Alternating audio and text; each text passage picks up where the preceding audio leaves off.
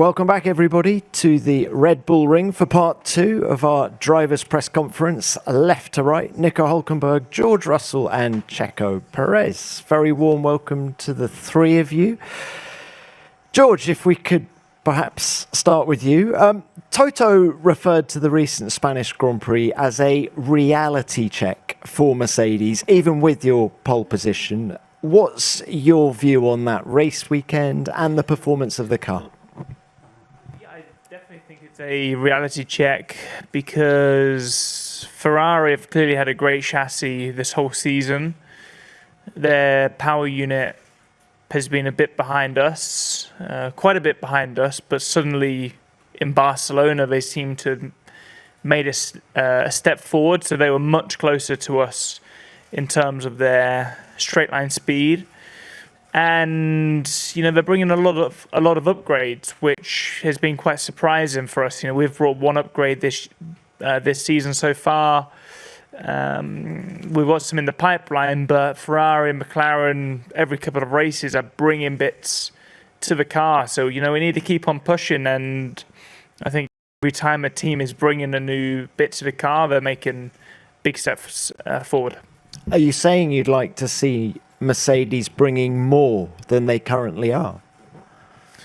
Well, it's very challenging these days with the cost cap, and you could always decide to pull the trigger and start bringing an upgrade, in a couple of races' time, but you also need to be strategic of when is the optimum point in the season, and if you can afford to bring more upgrades or not within the cost cap. Maybe they've got a slightly different approach, and they're saving money elsewhere and spending more on the upgrades.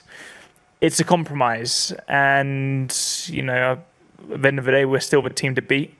So this will be another good weekend to see if Ferrari are still on that good form or if that was a one-off.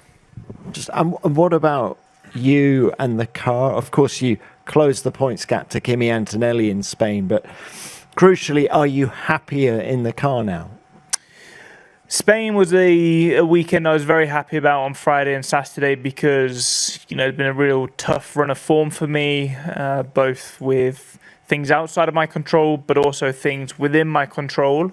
It hadn't been good enough, and I went in with a more simple mindset into Barcelona, really quick in qualifying, and over the course of the whole weekend, unfortunately, we had an issue with the front wing in the race, which compromised us quite a lot, and Ferrari capitalized. So I need to keep on making some small evolutions with this new car, with the setup, with the tires, to get the most out of it. But I'm feeling good, I'm feeling confident and excited to have 4 races in 5 weeks. Okay, George, thank you very much for that. Nico, can we come to you now? Amid all the frustration of what happened in Monaco and Barcelona, what positives can you take from those races? I think just all in all, we're making progress. The performance, is there. We are competitive in the midfield, and I feel both in Monaco and Barcelona we were able to put it into the top 10 on merit. But yeah, both race weekends, had circumstances that denied results on Sunday. I think, I feel also on Sunday in Barcelona we made life slightly difficult and hard for ourselves. But, there's definitely positive signs. The car, if I compare it now to how it felt the first 2-3 races to where we are now, it's definitely some good progress there. And I think it's just a matter of time and a matter of us, putting it together and staying clean and staying focused. So even though there are not the points on the board that you want, do you feel the team is building some momentum? Yes. Okay, now look, what about this point in the season? Because last year it was now that you started to enjoy a wave of really good results, including, of course, the podium at Silverstone.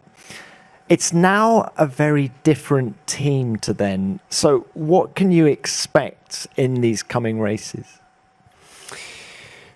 Well, I don't know what to expect. It's not about what we expect. It's about what we put on the road. It's about how we perform. We're obviously in the European leg now. Some races and circuits coming up that I do enjoy. It's obviously the summer season. Most of the races are going to be hot. Silverstone around the corner next weekend, which is one of my favorite tracks. And yeah, we'll obviously give it our best shot and try to finally take something home on Sundays. But how different does the team feel now compared to a year ago? Yeah, of course it's different. Being a factory team now, being Audi. It's certainly there has been a change and a shift in the team. All positive. Like I said, I think the first 5-6 races were obviously tough for us, challenging on many areas or in many areas, but I feel we've battled through it, and really digged ourselves out, but we haven't gotten the reward yet. So we keep working and pushing for that we will force it to come. All right. Nico, thank you for that. Checo, coming to you. Big weekend for the team here. You've got a substantial upgrade package. What are your hopes? Yeah, we definitely want to make good progress. We can see that we are getting closer towards the midfield, especially over a lap. I think still we are lacking quite a bit on the degradation side with the tires. We are bringing an upgrade here that hopefully can get us even closer. And once we are there, it's all coming down to the little details. I think operationally, the team has been improving quite a lot, making really big steps so far. So yeah, hopefully this upgrade can put us a lot closer. You talk about the steps that the team has made. What has been the biggest lesson that Cadillac has learned so far in 2026? I think the importance of maximizing everything, in terms of operational side, the strategy, it's irrelevant of where you are on the grid. Formula One is very competitive all across. Even if you're fighting for P18, it's still at a very competitive level. You're fighting great teams like Aston, great drivers. So it's about maximizing every single detail out there.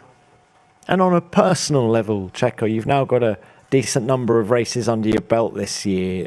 When you look back at the year out last year, how long did it take you to get up to speed? Do you think it cost you anything in those early races? I think it was really good for me. The way it worked out, having a year off, it's not easy to come back to the sport. I was actually surprised, when I did the test in the middle of last year with Ferrari, with the 23 car, how quickly I got up to speed. I didn't want to drive anything else, because any other series, until I knew what I was going to do in my future. And I didn't drop anything other than karting. And when I jumped in the Ferrari, within a couple of laps, couple of runs, I was already up to speed, up to the pace. So that gave me a lot of confidence, and I knew that starting this year, everyone was going to start from zero. So with these new regulations, and I think pretty much straightforward, once I've done it for so long that it didn't take me too long to get up to speed. But there's something new for you this weekend. It's a heat hazard here at the Austrian Grand Prix. Do you think you're going to use the cooling jacket? I don't want to use it, but anyway, you pay the penalty on the weight. I don't think, I'm Mexican, so for me this is not too warm.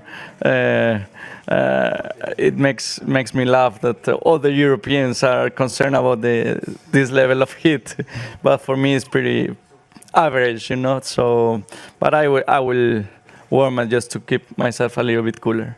All right, great. Thank you for that. Let's open this to the floor now. Broadcasters first, please. You're the only one wearing shorts on there, Sergio.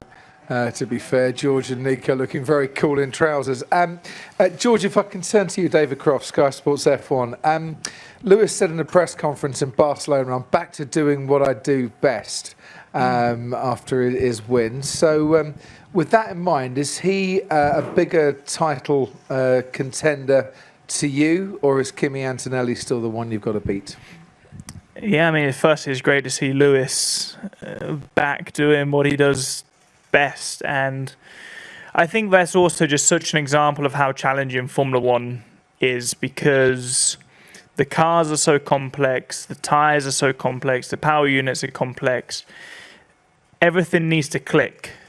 And if one thing isn't clicking, you can't get the most out of yourself. And, you know, people were writing him off last year or even the year we were teammates in 24. You know, is he too old? Is he this? Is he that? And then he goes and he's been smashing it for the last, you know, 4 or 5 races, and it just shows that you don't forget how to drive overnight. You need yourself, your team, the setup, the understanding of the tires, everything just to click. And when it clicks, you fly. As you said, it's beautiful. So, and that's where he is at the moment. And for sure, he's a big threat. Ferrari are a huge threat. Kimi is still very much the driver out front and is performing really incredibly and consistently. But yeah, Ferrari feel like they're coming, and Lewis is at the forefront of that. What makes you more nervous, the intra-team battle with Kimi or battling with someone from another team? Neither makes me nervous. It makes me excited, to be honest, because, you know, the more people you're going head to head with, that's competition. And that is how it was for all of us when we were go-karting. You know, you were never racing one competitor. You know, there were 3, 4, 5 drivers who are all competing for wins. That's how Formula One should be, and that's what excites us. So, yeah, I'm looking forward to it. Okay. Next one, please. Here is Roland Rodriguez from DAZN Spain. A question to George. You both drivers in Mercedes are fighting a lot in the track. I would like to know your opinion about team orders in Mercedes. The team should consider it sometimes or just fight? I think it's clear the win for the team is the priority. It doesn't matter which driver. You saw in Canada, Kimi and I fought really hard, but we were pulling away from everybody else. So the win for the team was not under threat. But then you look in Barcelona and suddenly you have another driver who's in the fight. And if, okay, Lewis had the safety car, this helped a lot. Without the safety car, you know, Kimi and I were losing time together, and it would have given the opportunity to Ferrari to win. And that is when, you know, we need to be smart as teammates. And it's very clear, you know, the team wants to win the race. It doesn't matter if it's myself or Kimi. Thank you. Next. Moritz Steidl, Servus TV. Question to George. George, there were a lot of reliability issues from Mercedes power units this season. It happened also to you last time around to Kimi. Is this something that is in your mind when you're entering the cockpit? And also, like in a debrief, how much into detail can you go? And did you find a solution yet? It's very much a priority for everybody at Mercedes to get on top of, and it's often the case at the beginning of a new regulation that you're pushing the boundaries of performance, and it's difficult to know that balance with regards to reliability. So it's not something I'm thinking about at all, to be honest, when I drive. But as a team, it's the highest priority for Mercedes and all of the other, you know, Mercedes customer teams. Thank you. Next. Mara San Giorgio, Sky Sport F1 Italy. A question to George. Is there a plan to control battery alarm? And how big is it for you and the team? So with the reliability, you mean, or? Well, it hasn't been straightforward to analyze the problems. You know, my battery from Canada is still, you know, in the sea freight because we were not allowed to fly with it. But we have seen these issues back at the factory. We've seen the issues on McLaren and the Williams car. Kimi had the same issue in Barcelona. So as I said, it's the highest priority at the moment. And to be honest, I'm focusing on the performance and focusing where I can make my improvements and leaving those details. I'm not allowing myself to get too stressed over something I cannot control. Thanks, Lex. From Supersport Africa. First off, the Soccer World Cup is on at the moment. Mexico's already into 32, so is Germany. So guys, have you been watching some of the games? And George, do you think England can finally bring it home? Nico, let's start with you. Big game for Germany tonight. Yeah, exactly. No, it's a convenient time in Europe. No, 10 p.m. usually from bed. Once the little one is in bed, it's been following a bit casually, and it's good going to bed program. Yeah. Checo. Yeah, for us has been very excited. Having the World Cup in Mexico has been great, and the national team is playing really well. So we are excited now to see what comes next in the next couple of rounds. How sad are you to be missing the games in Guadalajara?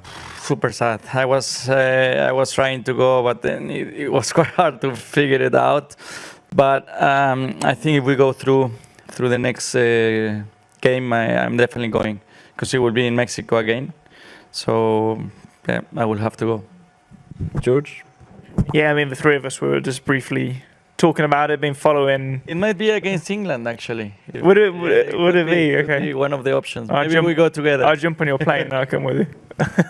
I've been following a lot of the games, obviously following every minute of England, and really behind them, and I think they've got an amazing chance. Obviously, the result wasn't perfect in the last game, but clearly the performance was great, and they look very solid. Okay, thanks guys. Let's now open this to the written media as well. Name and publication, please. Diretta Colombo Automato, a question for George. You mentioned before that you'd want to concentrate just on what's in your control, but do you think that reliability can be the decisive factor in assigning this World Championship? I hope not. It has been in the past, look, just at 2016. But I generally feel these things even itself out over the course of a season. The seasons are long enough now to give you that chance, even if you have one race of bad luck or two races, to try and overcome that. But as I say, I hope not, but I'm not going to lose sleep over it, because that isn't what I can control. And as I said, I can only focus on driving as fast as possible every single second I'm in the car, and that's my goal.